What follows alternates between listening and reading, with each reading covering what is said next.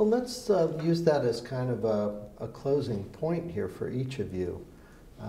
Does the CISO or CSO have to begin behaving more and acting more like an executive? Is that in some sense, you know, at the root of this? That maybe part of our problems is that we promote the firewall administrator up to be the CISO, and then when we start talking about risk management, where a lot of us would say, this is a traditional discipline, yeah, there's some differences, but this is not new.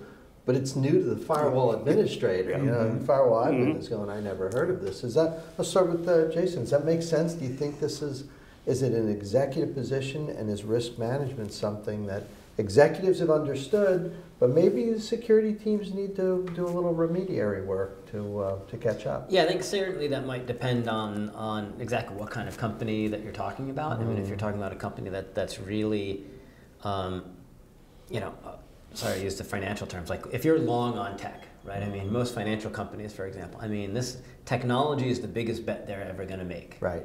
And so they're in those places, you can't easily separate the financial risk to the firm to the risk to the information technology. Yeah.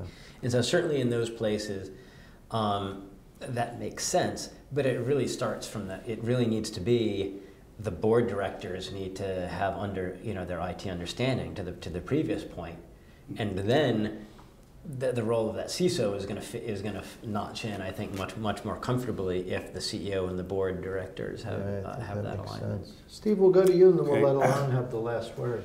I'm hopefully we'll see a bifurcation of responsibility, and I see to your point, the company needs to have the security risk or information risk executive who can go out there, speak to the board, speak to the business leaders, and I'm sort of getting rid of my old title and saying this person who's going to deal with the what and the why is the Chief Information Risk Officer. And then the person who's going to deal with the how will be the Chief Information Security Technology Officer, who will do the implementation. But you need that direct vector into the boardroom, into the executive suite. And it's not often that you find people who can combine both talents. If the company is lucky enough to have that, fantastic. It's better. Absolutely. But by and large, I've seen so few where you can have the two incredibly different skill sets in one body. Yeah, that's really interesting. It's a good point. Alon, what do you think? Does that make sense?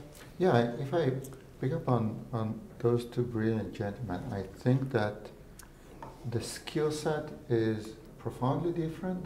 However, it's the right career move to the next level of executive level CISO. So we need to come up with, I believe, three things in order to make it actionable. One, very profound directive from the board on how risk officers should operate as the go-between. And the definition of a policy is the first step in this direction. Two, there is a need for the right training and support. You can't expect a guy coming from configuring firewalls to grow on his own the ability. And there is a need for training and at all levels, from academic level to operational level and on the job. And three, there is scarcity of tools. The fact that we took on ourselves this blue ocean of addressing the cyber risk officer or the information risk officer as a customer and to help him execute his job, because it's such huge challenge looking at all the complexity of this. So I think that by matching all those three, the right policy, the support and training, and provide the right tools, will go exactly to the direction that you define.